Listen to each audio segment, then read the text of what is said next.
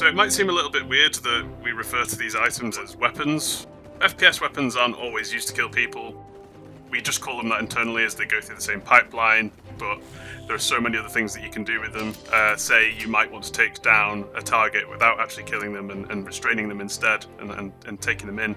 Or you might want some form of gadget that picks things up, or you might want another that disables electricals, or you might want another that cuts, another that salvages, another that repairs. So there are many, many things that you can do with FPS weapons. So I've personally wanted to work on these non-lethal FPS weapons and tools for a long time.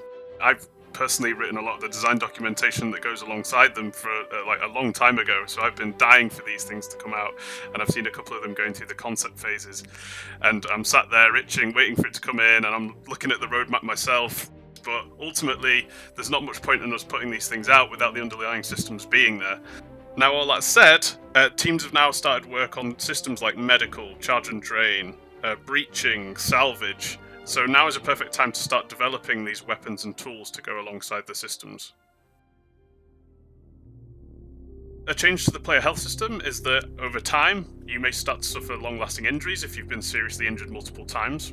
And what the multi-tool healing tool allows you to do is not only heal someone just by firing at them over a short distance and applying healing gel, you will also get a UI readout that does notify you of any long-lasting injuries that might not be obvious that your target has sustained, and you can advise them or use multiple healing or drug pens to top them back up again.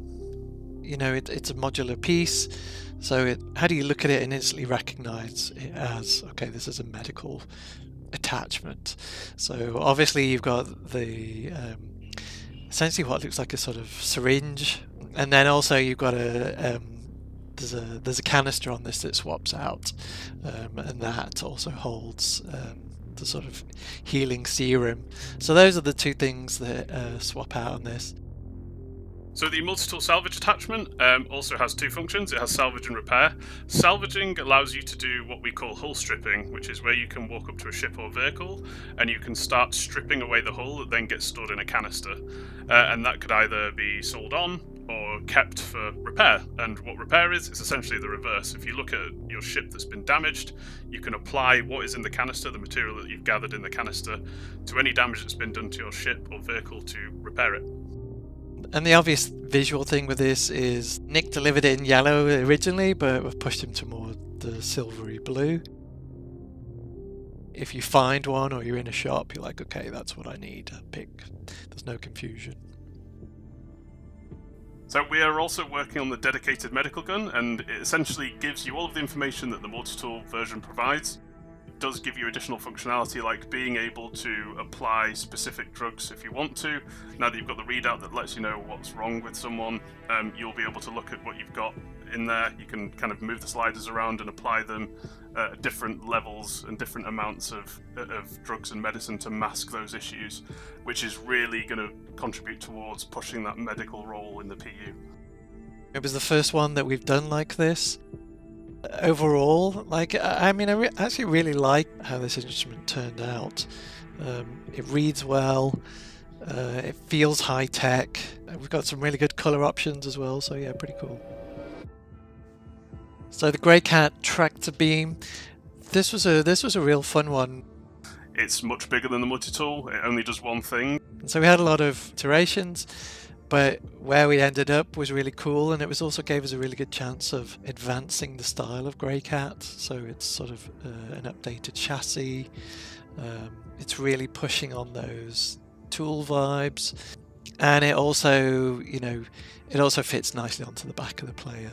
So it's graded for lifting much heavier objects. It's got a much bigger battery, so you'll be able to use it for longer. And we're exploring other options like it being able to push-pull faster and being able to grapple from a further distance away and grapple you faster as well.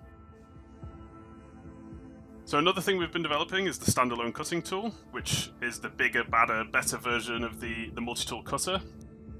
Right away you can see that family DNA that's shared between the two. So this one kind of feels a slightly older generation. It'll be able to cut through materials quicker, it'll be able to cut through denser material, and it will be able to essentially do it all faster with a bigger battery capacity, so you can keep going for longer. It's a mix of precision tech, because a lot of the stuff that these tools do is quite technical. So when you're cutting out those big shapes on panels and everything, it'll be the tool that you want to use instead of the mini multi-tool itself. So the breaching charge is one of the first examples we've got of an FPS deployable. So with this one, it remains quite small, but benefit is you can stick it onto a surface. So you'll be able to take this out, put it down, it'll deploy on the surface, and the breaching charge is purely meant to bust through doors.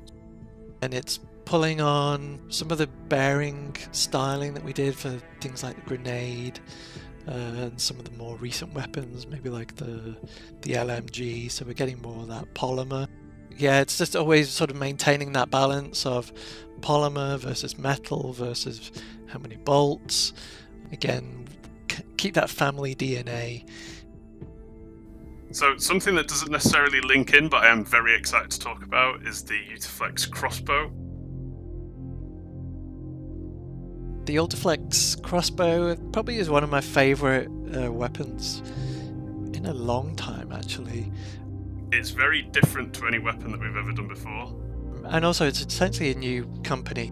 It's going to be our best stealth weapon available. So while the radar and scanning systems pick up on IR, EM, and audio as well, this thing will essentially fly under the radar and all of those. So it's your weapon that you will be using if you want to stay stealthy. And it just looks so cool. This design, yeah, I really love it, and the fact that Nick has been able to figure out how to get all the functionality that's required by design. The key beads, the reloading, it's a cartridge. The arrow has to expand once it's loaded. It has to compress to a certain size in terms of the overall length of the weapon. It's got to look badass, and I would say, call me crazy, I think we've nailed it on this. I think the art team did a really awesome job of building it as well. So those are just a few of the FPS weapons and tools that we've been working on. We are so excited to be working on them now and developing these systems. So I'm sure you'll hear more about how these systems work in the future, and we can't wait to get them in your hands and have you playing with them. As Star Citizen's development pushes into exciting new gameplay aspects like medical, breaching, salvage, shooting people with crossbows, it's exciting to see the weapons content team get to stretch their proverbial legs like this. But up next, Asteroids. Friendly space potato or a rocky, dangerous adversary? The Planet content team has created a new pipeline for better looking and more varied asteroids, and they're coming your way in the upcoming Alpha 313. Rugs are boring, but you still need them for the big picture, and if they don't look good, then the big picture will suffer from it.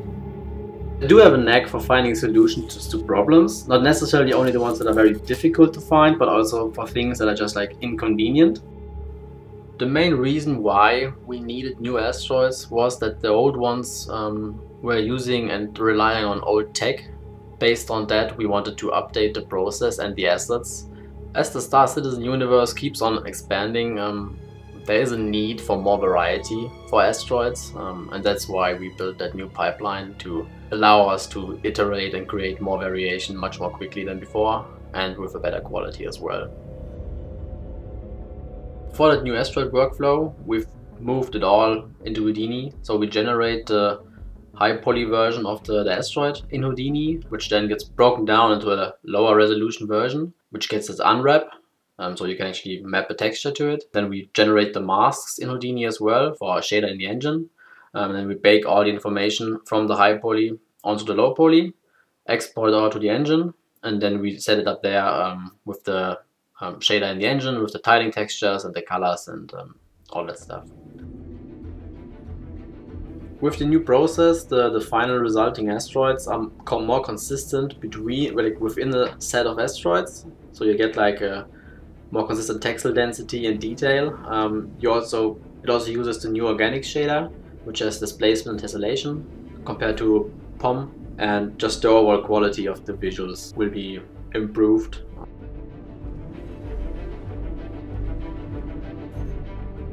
We are building a space game after all, so I think asteroids are a vital part of that. Getting that experience that you always had when you watched those Star Wars movies as a kid, where they were hiding behind an asteroid and then someone came by and then you could ambush them and then play hide and seek around the asteroids. And with the new asteroids there are a lot more nooks and crannies, if you will, where the player can hide. Those are the asteroids that are coming to the Lagrange points in 3.13, and they might seem like a small thing, but this is Star Citizen and the details matter. So what did we learn this week? Well, we learned that new non-lethal FPS weapons with med beams, tractor beams, cutting beams, and salvage beams are the harbingers of new gameplay opportunities in Star Citizen's future. That the Ultraflex crossbow is Star Citizen's new silent killer. Take that, elevators. That I don't care what it's supposed to be used for, I'm going to use that cutting beam in one-on-one combat because it just looks too darn cool. And that asteroids may seem like a small, tiny thing, but it's the sum total of those small, tiny things that make up for a truly immersive experience that we're all working towards. For Inside Star Citizen, I'm Jared Huckabee. We'll see you all next week.